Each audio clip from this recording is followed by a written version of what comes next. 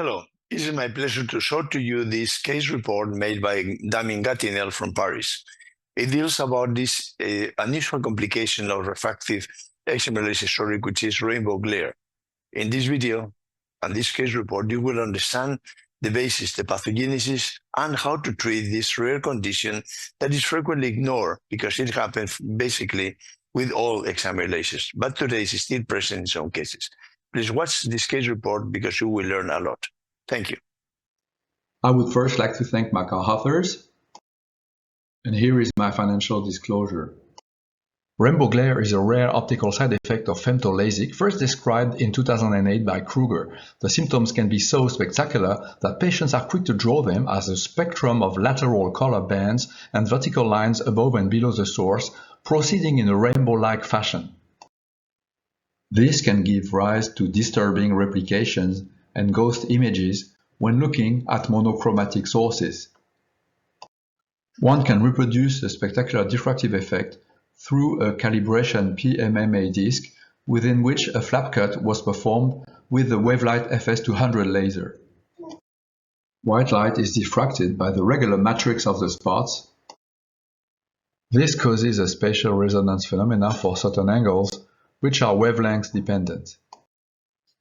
Here is a schematic depiction of a line of spots showing the mechanism behind the lateral bands of the rainbow glare.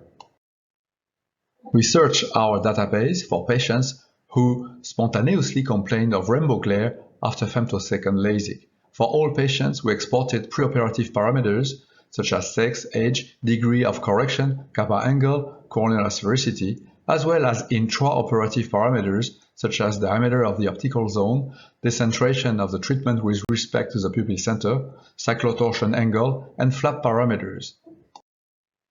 We found 20 cases of rainbow glare, of which almost half were unilateral, for an overall incidence of 0.2%.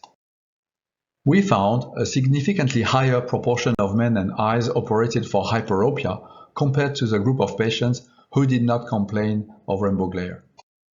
Among the intraoperative factors, only a greater correction of the cyclotorsion, as well as a greater shift of the flap vis-à-vis the pupil, were found to be significantly different. They suggest a slightly different conformation of the cornea with a greater offset and parallax during flap creation, which could alter the focus quality of the laser and induce an elongation of the cavitation bubbles.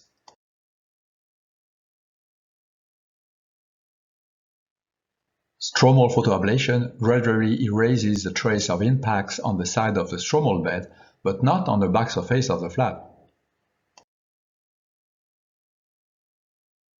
In about 80% of cases, rainbow glare subsides spontaneously during the first 18 months postoperatively. When it remains troublesome, we have proposed to treat it by PTK on the back surface of the flap. This is a clinical case from which we got insights about rainbow glare. This undersurface treatment was a PTK, removing 10 microns of back flap stromal thickness. It was performed to correct rainbow glare persisting over 2 years in a post-myopic LASIK emmetrope who had very annoying symptoms. The center of the pupil is previously identified with ink before lifting to allow manual centering after deactivation of the eye tracker. However, this treatment was partially successful. The rainbow glare pattern fainted significantly but did not fully disappear as the initially brightest vertical color lines persisted. The rainbow glare pattern is expected to align on each side of the evenly spaced spot lines, which lead to the formation of the vertical side bands. However, if you inspect the vertical repartition of the spots, there is no regular alignment because in order to create a circular contoured flap, consecutive lines are slightly shifted horizontally. However, we know that light diffraction by a line such as a wire causes a diffraction pattern perpendicular to its orientation. This suggests that each raster line acts like a single diffractive element and lights up a diffractive pattern in a perpendicular direction, therefore vertical. We had already noticed that in some cases we could see linear impressions in the stroma of the flap under the operating microscope. With this in mind, we decided to retreat the patient with a second 10 micron PTK to further erase the diffraction linear patterns. This was successful because it turned off the bright vertical lines. In conclusion, rainbow glare is more common in male patients operated for hyperopia for whom the applanation is shifted vis-à-vis the pupil. If a back flap surface ablation is considered, it is recommended to achieve a minimum ablation depth of 20 micron. Thank you very much for your attention.